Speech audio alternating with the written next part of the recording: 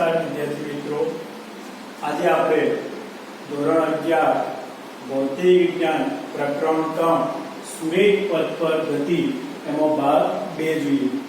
એમાં આપણે 3.2 સ્થાન, પથ લંબાઈ અને સ્થાનાંતર એટલે કે પોઝિશન, પથ લેન્થ અને ડિસ્પ્લેસમેન્ટ, એમાં આપણે આગળ નિર્દેશ પ્રેમો પદાર્થનું સ્થાન જોઈ લીધું છે. હવે એનાથી આગળ આપણે પથ લંબાઈ એટલે કે પાથ લેન્થ, તો આપણે પથ લંબાઈની સમજૂતી આપો. હવે આપણે જોઈએ પથ લંબાઈની સમજૂતી. એમાં આપણે જોઈએ કે ધારો કે કોઈ એક કાર સુરેખ પથ પર, હવે સુરેખ પથ એટલે x અક્ષ લઈ લીધું, એટલે ધારો કે કોઈ એક કાર સુરેખ પથ પર એટલે કે x અક્ષ પર ગતિ કરે, તેના સંદર્ભ બિંદુ તરીકે ઉગમ બિંદુ લેવામાં આવે છે. તેના સંદર્ભ બિંદુ તરીકે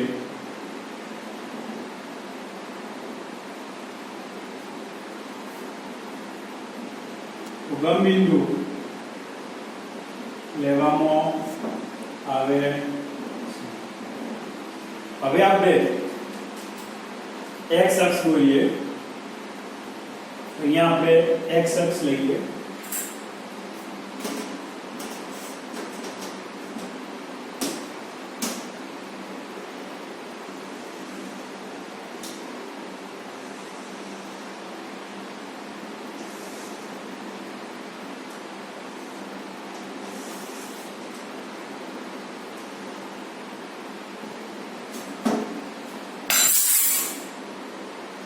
હવે આપણે આ x અક્ષ લઈએ. x અક્ષ પર ઉગમ બિંદુ લઈએ. અહીંયા આ ઉગમ બિંદુ છે O, જેના યામ કેટલા છે? 0 છે. હવે -40, -80, -120 આ બધું લઈએ તો 40, 80, 120, 160, 200, 240, 280, 320, 360 અને આ અંતરો આપણે મીટરમાં લઈએ. આ અંતર આપણે મીટરમાં લઈએ છીએ. હવે આપણે જોઈએ, ધારો કે કાર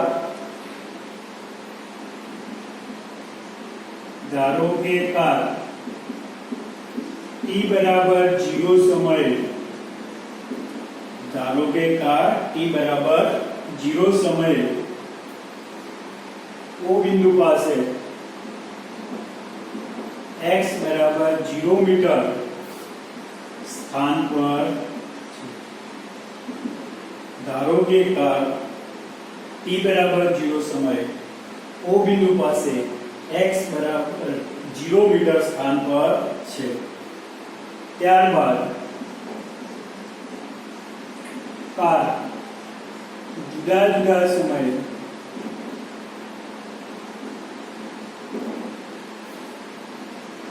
t +360 q, અહીંયા આપણે p લઈએ તો 360 છે, એટલે p +360, અહીંયા q લઈએ તો q +240 અને અહીંયા આપણે r લઈએ તો r -120 સ્થાન આગળ છે. એટલે આપણે કહી શકીએ કે ધારો કે કાર t બરાબર 0 સમયે O બિંદુ પાસે x બરાબર 0 મીટર સ્થાન પર છે. ત્યારબાદ કાર જુદા જુદા સમયે p +360, q +240 અને r -120 સ્થાન આગળ છે. હવે આપણે કાર માટે જુદા જુદા કિસ્સા લઈએ. હવે આપણે કાર માટે જુદા જુદા કિસ્સા લઈએ. તો પહેલું લઈએ આપણે કે કાર એ ઓ બિંદુથી એ બિંદુ જાય એટલે કારે ઉથી ઈ માર્ગ પર જાય ત્યારે કાર ઉથી ઈ માર્ગ પર જાય ત્યારે કારે કાપેલું કુલ અંતર કેટલું રહેશે? તો કારે ઉથી ઈ સુધી જાય છે એટલે એને કાપેલું અંતર 0 થી 360 છે એટલે આપણે લખીશું પ્લસ 360 મીટર. અને કારે કાપેલું કુલ અંતર, કારે કાપેલા કુલ અંતરને પથ લંબાઈ કહે. કારે કાપેલા કુલ અંતરને પથ લંબાઈ કહે. એટલે અહીંયા ઓપી માર્ગ માટે પથ લંબાઈ બરાબર પ્લસ 360 મીટર થાય. તો કારને ઓટીપી માર્ગ માટે પથ લંબાઈ કેટલી મળશે? આપણને પ્લસ 360 મીટર મળે છે. હવે આપણે બીજો માર્ગ લઈએ કે કારે ઓથી પી અને પી થી ક્યુ માર્ગ પર જાય ત્યારે કાર ઓથી પી અને પછી પી થી ક્યુ માર્ગ પર જાય ત્યારે કારને કાપેલું કુલ અંતર, જેને આપણે પથ લંબાઈ કહીએ છીએ, એ પથ લંબાઈ કેટલી રહેશે? તો O થી Q છે એટલે OQ બરાબર અહીંયા આપણે OQ O થી P P થી Q એટલે કારે કાપેલું કુલ અંતર જેને આપણે OQ કહીએ તો O થી P એટલે OP પ્લસ PQ થશે. અહીંયા આપણે OP એટલે O થી P સુધીનું અંતર કેટલું લઈએ છીએ? 360 એટલે પ્લસ 360 પ્લસ P થી Q અંતર પણ ધન જ છે એટલે પ્લસ પથ લંબાઈ હંમેશા કેવી હોય? ધન હોય એટલે પ્લસ 120 એટલે પ્લસ 360 પ્લસ 120 એટલે પ્લસ 480 મીટર. અહીંયા આપણે કહી શકીએ કે કારે કાપેલું કુલ અંતર એટલે કે પથ લંબાઈ 480 મીટર છે. અહીંયા આપણે એટલું ખાસ ધ્યાન રાખવાનું છે કે પથ લંબાઈ હંમેશા ધન જ હોય છે. હવે આપણે ત્રીજો કિસ્સો પણ લઈ શકીએ. ધારો કે કાર એ O થી P, P થી Q અને Q થી R માર્ગ પર જાય ત્યારે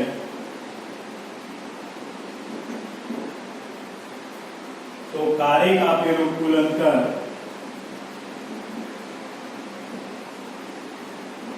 જેને આપણે પથ લંબાઈ કહીએ છીએ તે પથ લંબાઈ કેટલી થશે? તો OR બરાબર O થી P. કાર O થી P જાય છે, P થી Q જાય છે, Q થી R આવે એટલે OP O થી P એટલે OP પ્લસ P થી Q અને પછી કાર O થી P એટલે OP સુધીનું અંતર, પછી P થી Q સુધી આવે છે એટલે PQ અને પછી Q થી R આવે છે એટલે QR. હવે આપણે લઈએ O થી P સુધી અંતર તે પ્લસ 360 મીટર પ્લસ P થી Q એટલે 360 થી 240 એટલે 40 40 40 એટલે 120 એટલે પ્લસ 120 પ્લસ હવે આપણે Q થી R સુધી આવે તો Q થી O સુધી 240 અને 120 એટલે 360 થશે. 240 થી 0 આવે 240 અને 0 થી -120 એટલે પાછું 120 એટલે 360. તો કુલ પથ લંબાઈ OR કેટલી થશે? તો 360 પ્લસ 360 એટલે 720 પ્લસ 120 એટલે પ્લસ 840 મીટર. આમ પદાર્થે કાપેલા કુલ અંતરને પથ લંબાઈ કહે.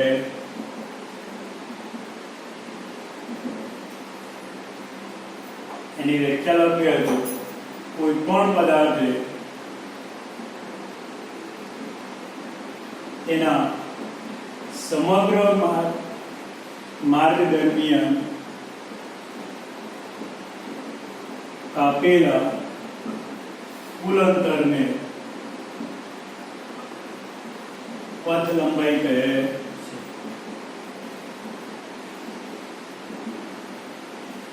કોઈ પણ પદાર્થે તેના સમગ્ર માર્ગ દરમિયાન કાપેલા કુલ અંતરને પથ લંબાઈ કહે છે.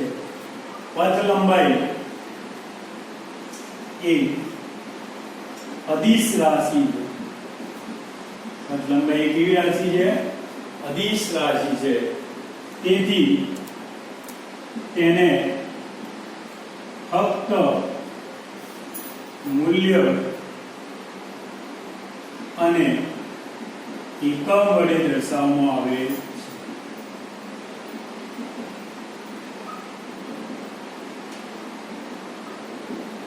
હવે જોઈએ કે પથ લંબાઈ કેવી રાશિ છે? અદિશ રાશિ છે. તેથી તેને ફક્ત મૂલ્ય અને એકમ વડે દર્શાવવામાં આવે છે. જો આ પથ લંબાઈ ગોળા છે તો એનો મૂલ્ય છે અને એનો એકમ છે. એટલે પથ લંબાઈ અદિશ રાશિ છે. તેથી તેને ફક્ત મૂલ્ય અને એકમ વડે દર્શાવવામાં આવે છે. પથ લંબાઈ એ હંમેશા ધન હોય. પથ લંબાઈ હંમેશા કેવી હોય છે? ધન હોય. ફરીથી આપણે એક વાત સમજી લઈએ. પથ લંબાઈ એટલે કે પાથ લેન્થ. તો પથ લંબાઈની સમજૂતી આપો. ધારો કે કોઈ એક કાર સુરેખ પથ પર ગતિ કરે છે. એમાં સંદર્ભ બિંદુ તરીકે ઉગમ બિંદુ લેવામાં આવે છે. ધારો કે કાર t બરાબર 0 સમયે ઉગમ બિંદુ પાસે છે. ત્યારબાદ તે p q અને r સ્થાન પાસે હોય છે. કાર માટે જુદા જુદા કિસ્સા વિચારીએ. ધારો કે કાર O થી P માર્ગ પર જાય ત્યારે કારે કાપેલું કુલ અંતર એટલે કે પ્લસ 360 મીટર છે. જેને કારે કાપેલો કુલ અંતરને પથ લંબાઈ કહે છે. તો કારે કાપેલા કુલ અંતરને આપણે પથ લંબાઈ કહીશું. તો OP માર્ગ માટે પથ લંબાઈ કેટલી થશે? 360 મીટર થાય. હવે કાર એ O થી P અને P થી Q માર્ગ પર જાય ત્યારે કાર O થી P અને P થી Q માર્ગ પર જાય ત્યારે કારે કાપેલું કુલ અંતર એટલે કે પથ લંબાઈ તો OQ બરાબર O થી P એટલે OP પ્લસ PQ એટલે પ્લસ 360 પ્લસ 120 એટલે આપણને મળશે પથ લંબાઈ OQ બરાબર 480 મીટર. અને આપણે પથ લંબાઈ એ જ રીતે કાર હવે O થી P, P થી Q અને Q થી R માર્ગે જાય ત્યારે કારે કાપેલું કુલ અંતર એટલે કે પથ લંબાઈ લે તો OR બરાબર OP plus PQ plus QR. તો O થી P સુધીનું અંતર આપણે 360 મીટર છે પ્લસ PQ આ 120 મીટર અંતર છે અને QR Q થી R સુધીનું અંતર 360 મીટર છે. એટલે કુલ પથ લંબાઈ OR બરાબર પ્લસ 840 મીટર થશે. આમ પદાર્થે કાપેલા કુલ અંતરને શું કહીશું આપણે? પથ લંબાઈ. વ્યાખ્યા લખીએ તો કોઈ પણ પદાર્થે તેના સમગ્ર માર્ગ દરમિયાન કાપેલા કુલ અંતરને પથ લંબાઈ કહે છે. પથ લંબાઈ એક એવી રાશિ છે, અદિશ રાશિ છે. તેથી તેને ફક્ત મૂલ્ય અને એકમ વડે દર્શાવવામાં આવે છે. પથ લંબાઈ એ હંમેશા ધન હોય છે. હવે આપણે જોઈએ સ્થાનાંતર એટલે કે ડિસ્પ્લેસમેન્ટ. સ્થાનાંતરની વ્યાખ્યા આપો અને તેની સમજૂતી આપો. હવે આપણે સ્થાનાંતરની વ્યાખ્યા લખીએ. કોઈ પણ સમયગાળામાં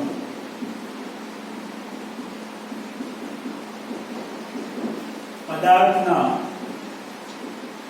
સ્થાનમાં થતા ફેરફારને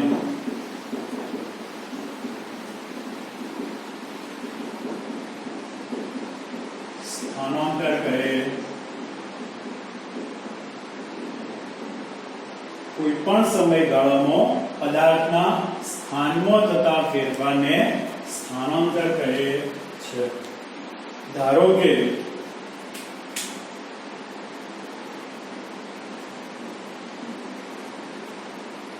T1 અને T2 સમયે, ધારો કે T1 અને T2 સમયે સુરેખ પથ પર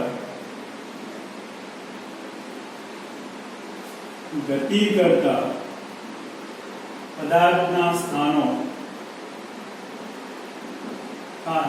અનુક્રમે x1 અને x2.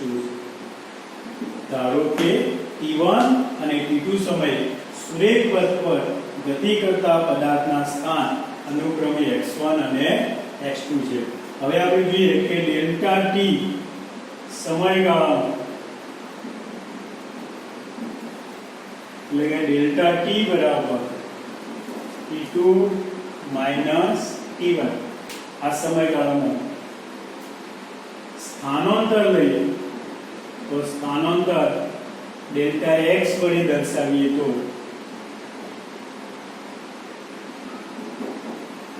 ડેલ્ટા t સમયગાળામાં, ડેલ્ટા t એટલે T2 માઈનસ T1, તો આ સમયગાળામાં સ્થાનાંતર ડેલ્ટા x વડે દર્શાવીએ તો ડેલ્ટા x બરાબર અંતિમ સ્થાન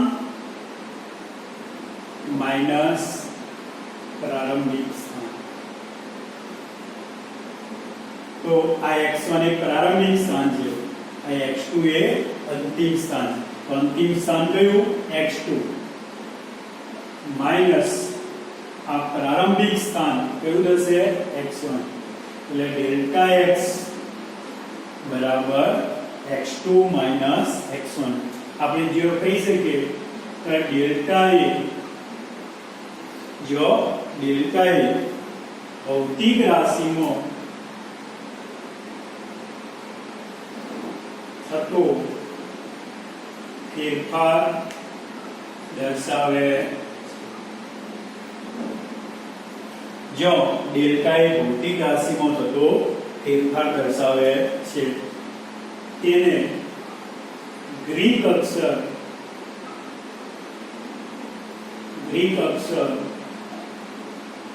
ડેલ્ટા કહે. એને ગ્રીક અક્ષર ડેલ્ટા કહે છે. તો આને શું કહેવાય? ડેલ્ટા. આ ડેલ્ટા x એટલે કે સ્થાનમાં થતો ફેરફાર, એટલે સ્થાન નામની ભૌતિક રાશિમાં થતો ફેરફાર. આ ડેલ્ટા t એટલે કે સમય નામની રાશિમાં થતો ફેરફાર.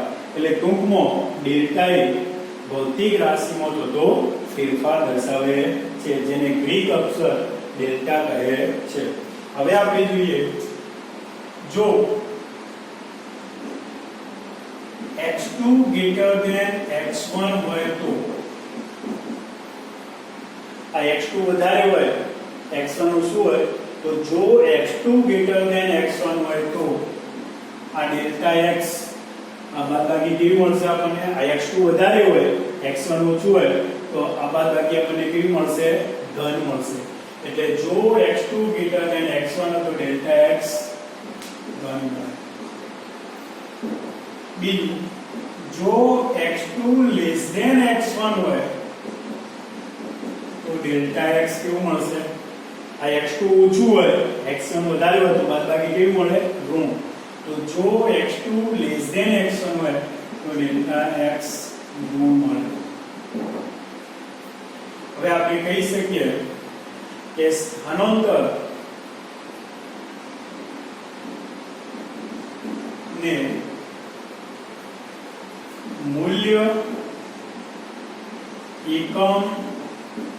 અને દિશા વડે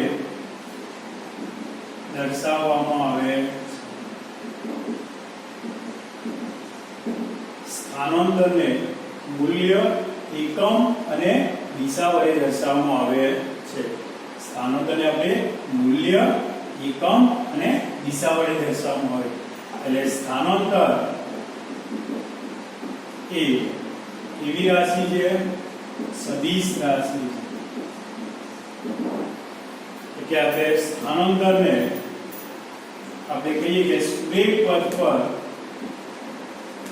ગતિ કરતા પદાર્થને માત્ર બે જ દિશાઓ હોય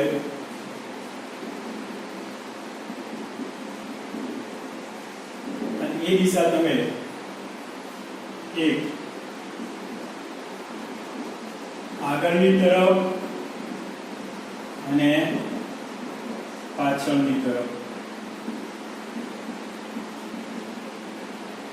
બીજી રીતે કેવું હોય તો જમણી બાજુ અને ડાબી બાજુ, અને ઉપર નીચે લઈએ તો ઉપરની તરફ અને નીચેની. એટલે આપણે કહી શકીએ કે સુરેખ પથ પર ગતિ કરતા પદાર્થની માત્ર બે જ દિશા હોય, આગળની તરફ, પાછળની તરફ, જમણી બાજુ, ડાબી બાજુ, ઉપરની તરફ, નીચેની તરફ. એટલે ફક્ત સુરેખ પથ પર ગતિ કરતા પદાર્થની માત્ર બે જ દિશાઓ હોય છે. હવે આપણે જોઈએ સુરેખ પથ પર ગતિ કરતા પદાર્થની માત્ર બે જ દિશાઓ હોય, આગળની તરફ અને પાછળની તરફ, જમણી બાજુ અને ડાબી બાજુ, ઉપરની તરફ અને નીચેની તરફ. હવે આપણે કહી શકીએ કે સ્થાનાંતર એ અહીંયા આપણે જોયું ડેલ્ટા x ધન પણ હોઈ શકે, ઋણ પણ હોઈ શકે અને શૂન્ય પણ હોઈ શકે. તો સ્થાનાંતર એ ધન, ઋણ કે શૂન્ય હોઈ શકે. આપણે આગળ જોયું તો પથ લંબાઈ તો એ ફક્ત ધન જ હોય, જ્યારે સ્થાનાંતર એ ધન, ઋણ કે શૂન્ય હોઈ શકે. હવે આપણે ફરીથી સમજી લઈએ તો સ્થાનાંતર એટલે કે ડિસ્પ્લેસમેન્ટ. તો સ્થાનાંતરની વ્યાખ્યા આપો અને તેની સમજૂતી આપો. તો વ્યાખ્યા જોઈએ, કોઈ પણ સમયગાળામાં પદાર્થના સ્થાનમાં થતા ફેરફારને સ્થાનાંતર કહે છે. ધારો કે t1 અને t2 સમયે સુરેખ પથ પર ગતિ કરતા પદાર્થના સ્થાન અનુક્રમે x1 અને x2 છે. તો ડેલ્ટા t સમયગાળામાં એટલે ડેલ્ટા t એટલે t2 t1 સમયગાળામાં સ્થાનાંતર ડેલ્ટા x વડે દર્શાવીએ તો ડેલ્ટા x બરાબર અંતિમ સ્થાન માઈનસ પ્રારંભિક સ્થાન. તો ડેલ્ટા x અંતિમ સ્થાન x2 માઈનસ પ્રારંભિક સ્થાન x1 છે. એટલે ડેલ્ટા x બરાબર x2 માઈનસ x1. જો અહીંયા આપણે આ ડેલ્ટા છે એ ભૌતિક રાશિમાં થતો ફેરફાર દર્શાવે છે અને તેને ગ્રીક અક્ષર ડેલ્ટા કહે છે. હવે આપણે જોઈએ કે જો x2 x1 હોય તો ડેલ્ટા x ધન મળે, જો x2 x1 હોય તો ડેલ્ટા x ઋણ મળે છે. સ્થાનાંતરને મૂલ્ય, એકમ અને દિશા વડે દર્શાવવામાં આવે છે. સ્થાનાંતર એક એવી રાશિ છે, સદિશ રાશિ છે. સુરેખ પથ પર ગતિ કરતા પદાર્થની માત્ર બે જ દિશાઓ હોય છે, આગળની તરફ, પાછળની તરફ, જમણી બાજુ, ડાબી બાજુ અથવા ઉપરની તરફ અને નીચેની તરફ. હવે આપણે જોઈએ કે સ્થાનાંતર એ ધન, ઋણ કે શૂન્ય હોઈ શકે. સ્થાનાંતરની સમજૂતીમાં આપણે એક ઉદાહરણ લઈએ છીએ. ઉદાહરણમાં આપણે જોઈએ કે આ ઉગમ બિંદુ છે.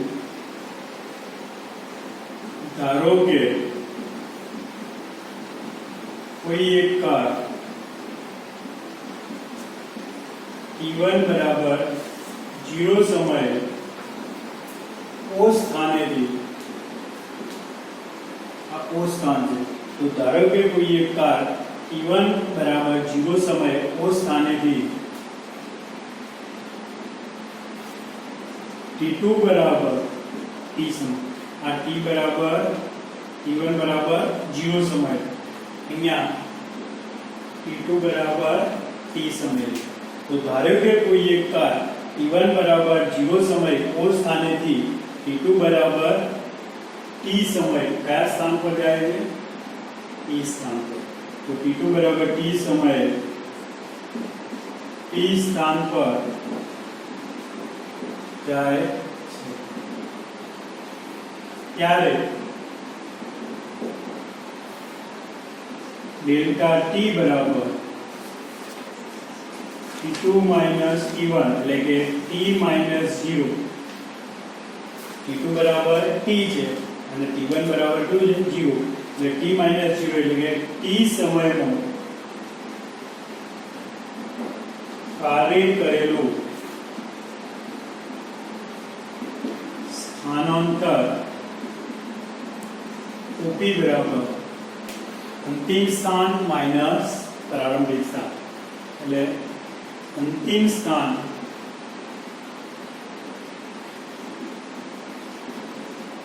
માઈનસ પ્રારંભિક સ્થાન. એટલે અંતિમ સ્થાન P છે તો P ના યામ માઈનસ પ્રારંભિક સ્થાન O ના યામ. P ના યામ કેટલા છે? 360 એટલે પ્લસ 360 માઈનસ O ના યામ 0 એટલે કે પ્લસ 360 મીટર. તો સ્થાનાંતર OP કેટલું મળશે આપણને? સ્થાનાંતર OP આપણને 360 મીટર મળે છે. હવે ધારો કે કાર t3 સમય t3 બરાબર t પ્લસ ડેલ્ટા t સમય. હવે t પછીના ડેલ્ટા t સમય કાર q બિંદુ પાસે આવે ત્યાં t3 બરાબર t પ્લસ ડેલ્ટા t સમય. તો ધારો કે કાર t3 બરાબર t પ્લસ ડેલ્ટા t સમય કાર q સ્થાન પર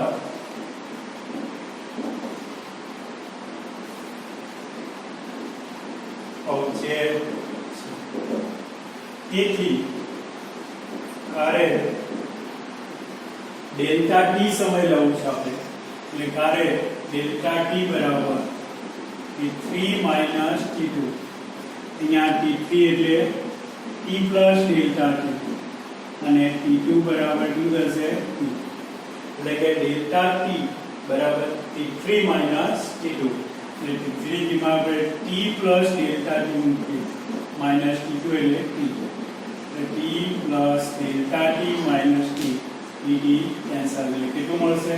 ડેલ્ટા t સમય. તો ડેલ્ટા t સમયમાં કાર્ય કરેલું સ્થાનાંતર કેટલા સમયમાં? Delta t. ડેલ્ટા t એટલે t3 માઈનસ t2 જે સાબિત કર્યું એ તો આવે છે ડેલ્ટા t. તો ડેલ્ટા t સમયમાં કાર્ય કરેલું સ્થાનાંતર ડેલ્ટા x લઈએ તો અંતિમ સ્થાન માઈનસ પ્રારંભિક સ્થાન. તો અહીંયા આપણે આ p એ પ્રારંભિક સ્થાન છે, q એ અંતિમ સ્થાન છે. એટલે q ના યામ માઈનસ p ના યામ. તો q ના યામ પ્લસ 240 માઈનસ p ના યામ છે પ્લસ 360. એટલે આપણને plus 240 minus 360 plus minus minus છે એટલે આપણને માઈનસ 120 મીટર મળશે. તો સ્થાનાંતર કેટલું મળશે? અહીંયા ડેલ્ટા x બરાબર માઈનસ 120 મીટર. હવે આપણે જોઈએ તો આપણે બે ઉદાહરણ જોયા. અહીંયા O થી P નું સ્થાનાંતર જોયું અને પછી P થી Q નું સ્થાનાંતર જોયું. અહીંયા આપણે જોઈએ તો OP સ્થાનાંતર એ ધન મળે છે એટલે અહીં સ્થાનાંતર એ ધન x દિશામાં છે, એટલે પ્લસ નિશાની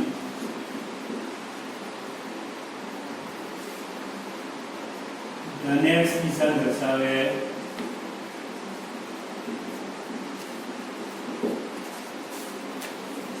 અહીંયા અહીં સ્થાનાંતર એ ઋણ x દિશામાં છે,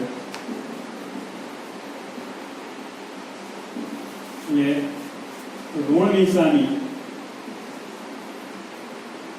એ ઋણ x દિશા દર્શાવે. એટલે અહીંયા આપણે જોઈએ કે સ્થાનાંતરની દિશા હોય છે. અહીંયા સ્થાનાંતર ધન x દિશામાં છે, અહીંયા સ્થાનાંતર ઋણ x દિશા તરફ છે. હવે આપણે જોઈએ કે પથ લંબાઈ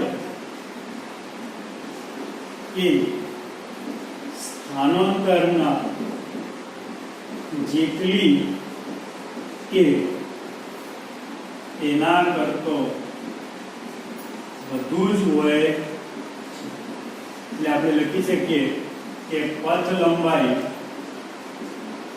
greater than equal to સ્થાનાંતર. ઓકે, હવે આપણે ફરીથી સમજી લઈએ કે ઉદાહરણ જોઈએ. એમાં ધારો કે એક કાર t1 બરાબર 0 સમયે O સ્થાનેથી t2 બરાબર t સમયે p સ્થાન પર જાય છે, ત્યારે ડેલ્ટા t એટલે કે t2 t1, t2 એટલે t t1 એટલે 0, એટલે t 0 એટલે t સમયમાં કાર્ય કરેલું સ્થાનાંતર. તો t સમયમાં કાર્ય કેટલું સ્થાનાંતર કર્યું? O થી t પર જાય, તો સ્થાનાંતર OP બરાબર અંતિમ સ્થાન માઈનસ પ્રારંભિક સ્થાન, એટલે p ના યામ માઈનસ O ના યામ. p ના યામ પ્લસ 360 માઈનસ O ના યામ 0, 360 માઈનસ 0 360 મીટર, એટલે સ્થાનાંતર OP બરાબર પ્લસ 360 મીટર. અહીંયા પ્લસ નિશાની દર્શાવે છે કે સ્થાનાંતર એ ધન x દિશામાં છે. હવે આપણે ધારો કે કાર t3 બરાબર t પ્લસ ડેલ્ટા t સમયે કાર q સ્થાને પર પહોંચે છે, એટલે તેથી કારે ડેલ્ટા t એટલે કે t3 t2 એટલે p થી q સુધીનું સ્થાનાંતર એટલે કે pq સ્થાનાંતર. આપણે અહીંયા સ્થાનાંતર pq એટલું મળશે એ જોઈએ. તો કારે ડેલ્ટા t એટલે t3 t2 એટલે t plus delta t minus t, t3 એ કેટલું છે t પ્લસ ડેલ્ટા t અને t2 કેટલું છે t, એટલે ડેલ્ટા t સમયમાં કાર્ય કરેલું સ્થાનાંતર ડેલ્ટા x બરાબર અંતિમ સ્થાન માઈનસ પ્રારંભિક, એટલે q બિંદુના યામ માઈનસ p બિંદુના યામ. q બિંદુના યામ પ્લસ 40 માઈનસ p ના યામ પ્લસ 360, એટલે પ્લસ 240 માઈનસ પ્લસ માઈનસ 360 એટલે માઈનસ 120 મીટર. અને સ્થાનાંતર કયું છે? p થી q છે, એટલે અહીંયા સ્થાનાંતર pq સ્થાનાંતર pq ડેલ્ટા x બરાબર કેટલું મળે છે? Minus 120 metre. અહીં સ્થાનાંતર એ ઋણ x દિશામાં છે, અહીં સ્થાનાંતર એ ઋણ x દિશામાં છે, એટલે માઈનસ નિશાની એ ઋણ x દિશા દર્શાવે છે. આપણે જોઈએ કે પથ લંબાઈ એ સ્થાનાંતર જેટલી કે તેના કરતા વધુ જ હોય છે, એટલે કે પથ લંબાઈ greater than equal to સ્થાનાંતર. ગતિમાન પદાર્થે કાપેલ પથ લંબાઈ અને સ્થાનાંતરનું મૂલ્ય સમાન હોય અને ન પણ હોય, આ વિધાન ઉદાહરણ દ્વારા સમજાવવાનું. એટલે પથ લંબાઈ અને સ્થાનાંતરનું મૂલ્ય સમાન હોય અને ન પણ હોય, ઉદાહરણ દ્વારા આપણે સમજાવીએ. એના માટે અહીંયા એક ગતિમાર્ગ દર્શાવ્યો છે, અને ગતિમાર્ગ પર આ O સ્થાન છે જેના યામ 0 છે, આ P સ્થાન છે જેના યામ 360 મીટર છે, Q ના યામ 240 મીટર છે, અને R યામ માઈનસ 120 મીટર છે. હવે આપણે ધારો કે કારનો ગતિમાર્ગ OP હોય, OTP હોય ત્યારે ધારો કે કારનો ગતિમાર્ગ ઓપી હોય એટલે ઓ થી પી સુધીનું હોય ત્યારે પથ લંબાઈ કેટલી થશે? ઓ થી પી સુધી પ્લસ 360 મીટર થાય છે. હવે સ્થાનાંતર ઓપી બરાબર તો ઓ થી પી સુધીનું સ્થાનાંતર પણ એટલે કે પી ના યામ માઈનસ ઓ ના યામ એટલે કે અંતિમ સ્થાન માઈનસ પ્રારંભિક સ્થાન. તો પ્રારંભિક સ્થાન ઓ છે, અંતિમ સ્થાન પી છે, અંતિમ સ્થાન પી ના યામ માઈનસ પ્રારંભિક સ્થાન ઓ ના યામ એટલે પી ના યામ માઈનસ ઓ ના યામ.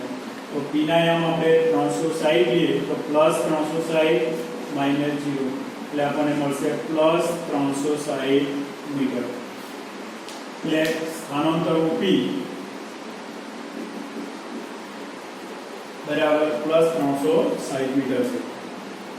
અહીં આ કિસ્સામાં અહીંયા આપણે આ કિસ્સો જોઈએ તો આ કિસ્સામાં પથ લંબાઈ બરાબર સ્થાનાંતર એટલે પથ લંબાઈ અને સ્થાનાંતર સમાન હોઈ શકે. અને હવે આપણે જોઈએ પથ લંબાઈ અને સ્થાનાંતર સમાન ન પણ હોય તો બીજો કિસ્સો જોઈએ. એમાં આપણે ધારો